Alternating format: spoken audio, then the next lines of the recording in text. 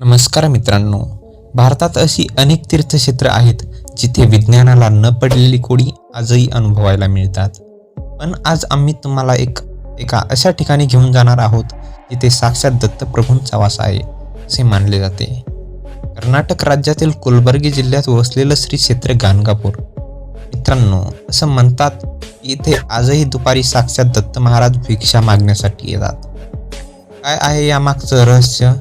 हा इथे आरतीच्या वेळी अंगावर काटा येतो, तर आजच्या या व्हिडिओमध्ये आपण जाणून घेणार आहोत. त्याआधी आपण आपल्या चॅनलवर नवीन असाल तर आत्ताच आपल्या यूट्यूब चॅनल नाथ स्पंदनला सबस्क्राईब करून घ्या. मित्रांनो, गाणगापूर हे ठिकाण श्री नृसिंह सरस्वती स्वामीच्या वास्तव्याने पुनीत झाले आहे. स्वामी हे भगवान दत्तात्रयांचे दुसरे अवतार मानले जातात. त्यांनी आपल्या आयुष्यातील 23 ते 24 वर्ष याच भूमीत व्यतीत केली. तेव्हा ते निजानंदी म्हणजेच अवतार समाप्ती निघाले. तेव्हा रडणाऱ्या भक्तांना त्यांनी एक वचन दिले होते, मी जरी निर्गुण रूपात जात असलो तरी भक्तासाठी गाणगापुरात मी सदैव वास्तव्यास असेन. मित्रांनो, गाणगापूरच्या मंदिराचे सर्वात मोठे वैशिष्ट्य म्हणजे येथील निर्गुण पादुका.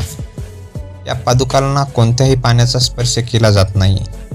केवळ अष्टगंध आणि केशर यांचा लेप लावला जातो. आश्चर्याची बाब म्हणजे शतकानुशतकी या पादुकांचा आकार किंवा स्वरूप बदललेलं नाही. मित्रांनो, या पादुकामध्ये साक्षात स्वामींचे प्राण आहेत अशी भक्तांची धारणा आहे. तुम्हाला ऐकून नवल वाटेल, पण गाणगापुरात आजही भिक्षा परंपरेला खूप महत्त्व आहे. मित्रांनो, श्री गुरु चरित्रात लिहिल्याप्रमाणे स्वामी रोज 12 वाजता भिक्षा मागण्यासाठी गावात येतात. म्हणूनच आजही येथे येणारा प्रत्येक भाविक 5 घरातून भिक्षा मागतो किंवा स्वतः भिक्षा वाढतो. मित्रांनो, तुम्ही कोणाला भिक्षा वाढताय हे तुम्हालाही माहीत नसते. कदाचित ते स्वतः दत्तप्रभूच असू शकतात.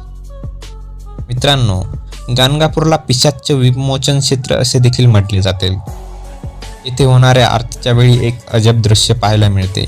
मित्रांनो, ज्या व्यक्तीला नकारात्मक शक्तीचा किंवा भूतबाधेचा त्रास आहे अशा व्यक्ती आरती सुरू होताच जोरजोरात ओरडू लागतात किंवा विचित्र हालचाली करू लागतात. अनेक लोक याला हाजरी लागणे असे देखील म्हणतात. मित्रांनो, असं मानले जाते की दत्त महाराजांच्या तेजापुढे कोणत्याही वाईट शक्ती टिकू शकत नाहीत. मित्रांनो, मंदिरापासून काही अंतरावर भीमा आणि अमरजा या 2 नद्यांचा संगम आहे. येथे स्नान केल्याने पापांचा नाश होतो. तसेच वाटेत असलेला भस्माचा डोंगरही मोठे कुतूहल आहे.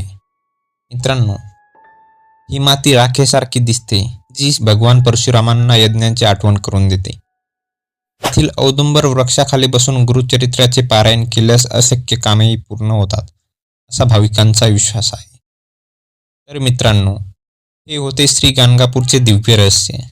जर तुम्हालाही आयुष्यात कधी मानसिक शांती किंवा मार्ग सापडत नसेल तर एकदा दिगंबरा श्रीपाद वल्लभ दिगंबरा म्हणत गाणगापूरला नक्की भेट द्या. मित्रांनो, तुम्हाला हा व्हिडिओ कसा वाटला कमेंटमध्ये नक्की सांगा आणि अशाच आध्यात्मिक माहितीसाठी आपल्या चॅनलला नाथ स्पंदनला सबस्क्राईब करायला विसरू नका. मित्रांनो, अवधूत चिंतन श्री गुरुदेव दत्त.